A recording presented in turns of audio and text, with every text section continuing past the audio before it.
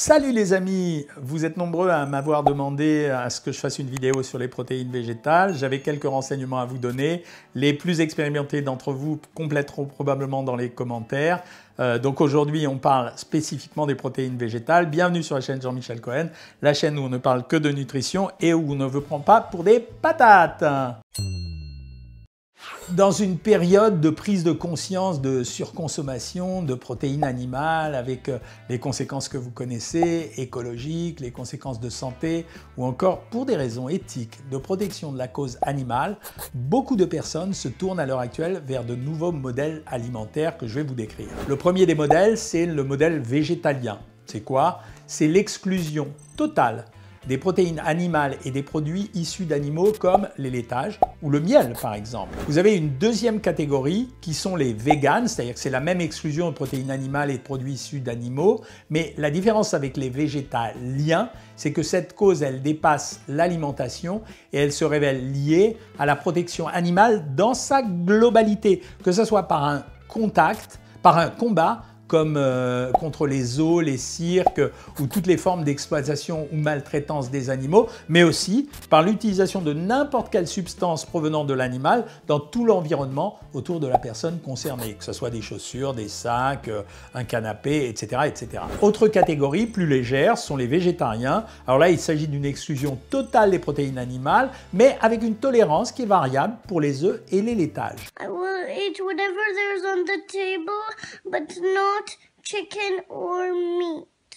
Autre catégorie, ce qu'on appelle les semi-végétariens, c'est-à-dire exclusion totale de la viande avec une tolérance pour les œufs et ou les poissons et ou les fruits de mer, et qu'on appelle maintenant flexitariens, et on tend dans ce cas-là vers une limitation des protéines animales, mais on ne les exclut pas totalement. Alors, qu'est-ce que c'est les protéines végétales? Alors, commençons d'abord par dire que les protéines animales, elles ont une qualité nutritionnelle particulière, c'est qu'elles possèdent l'ensemble, chacune d'entre elles, des acides aminés indispensables, c'est-à-dire ceux qui ne sont pas synthétisés par l'organisme et qu'on est obligé de consommer nous-mêmes, sinon on n'est pas capable de fabriquer des protéines puisqu'il manquera des acides aminés. Les protéines végétales qu'on trouve dans les légumes secs comme haricots rouges, pois chiches, fèves, lentilles et soja ou encore les céréales, elles ne contiennent chacune qu'une partie de ces acides aminés indispensables.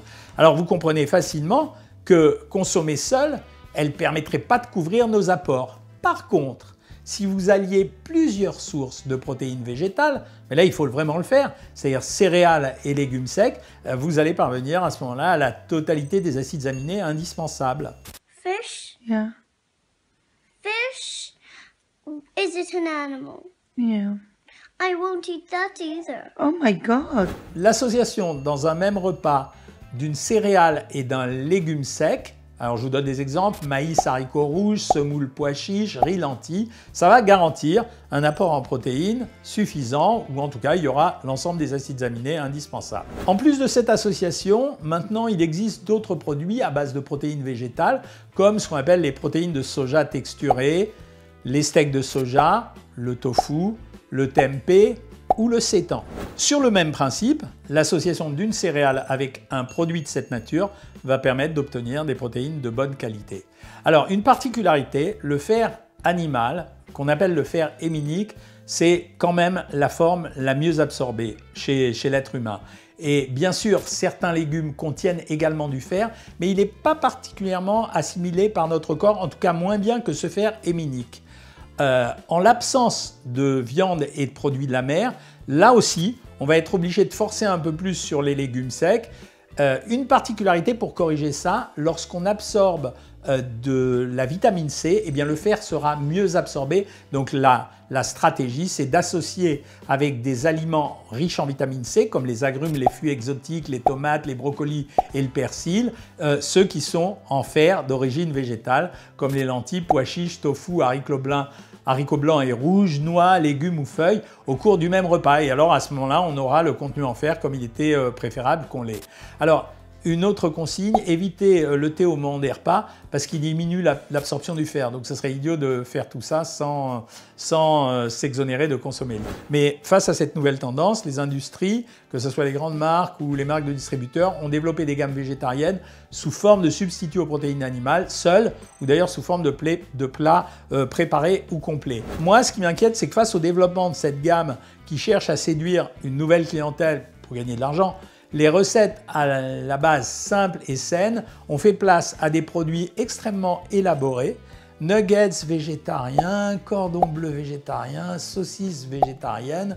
Et là, c'est plus du tout pareil parce qu'un œil averti va remarquer que l'effort de réduction des protéines animales, il n'aura plus le même effet positif compté sur la santé en raison des additifs et des différentes substances qui ont été ajoutées à ce type de plat. Je voudrais vous montrer juste un petit tableau qui va s'afficher à l'écran qui va illustrer l'évolution des apports caloriques avec ces nouvelles préparations. Donc on voit par exemple que le tofu fait 17 grammes de protéines pour 100 grammes, que le steak végétal moyen fait 17 grammes de protéines pour 100 grammes, mais vous voyez que le tofu, il est à 165 calories pour 100 grammes, contrairement à 220 calories pour le steak végétal moyen. Vous voyez que la teneur en lipides, elle est de 11% au lieu de 7% pour le tofu, et vous voyez que les apports en sucre, en glucides, ils sont de 11% pour le steak végétal et de 6% pour le tofu.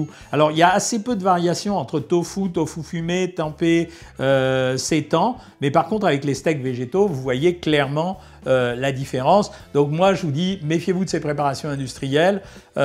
Il est vraiment préférable de s'équiper d'un livre de cuisine, de conseils, etc. pour faire une cuisine végétalienne, que ce soit des nuggets végétaux, des cordons bleus végétaux, etc. plutôt que d'acheter ces produits tout faits. En général, on va trouver des graisses de pas très bonne qualité, avec des amidons. Bien sûr, tout ça, c'est sans produit animal, mais en termes de santé, il y a un avantage parfois à manger végétarien ou végétalien. Il va être gâché par ce type de produit. Donc, parce que clairement, bon, il faut l'avouer, les statistiques montrent que les végétariens, pour les végétaliens, elle n'est pas faite, mais pour les végétariens, il y a clairement une amélioration de l'espérance de vie. Yeah. Do you think they suffer? I think that they don't really like being cooked in the oven. Alors, est-ce que je peux vous donner des conseils de consommation? Je vais vous proposer quelque chose. Aujourd'hui, c'est intéressant quand même de varier ses apports entre protéines animales et végétales. Clairement, je pense qu'il faut végétaliser plus l'alimentation. Les protéines de soja, quinoa et sarrasin sont de bonne qualité. Pour les autres, il est intéressant de voir qu'une association de féculents céréaliers et légumineuses ou féculents céréaliers et fromage pour les végétariens. Comme pour les autres produits, on limite les additifs et enfin le sel reste toujours un critère important. Une quantité de 300 à 400 mg de sodium, soit 0,75 à 1 g de sel pour 100 g, c'est une valeur honnête qu'il ne faut pas dépasser. Si l'on ne consomme aucune protéine animale, il faut absolument varier les sources de protéines végétales. Si on est flexitarien ou semi-végétarien, on peut être plus souple dans ses choix et les plats complets en portions de 250 à 300 g remplacent en général la protéine d'un repas classique et le féculent. Mais n'oubliez pas, un complément en légumes s'impose. À bientôt les amis!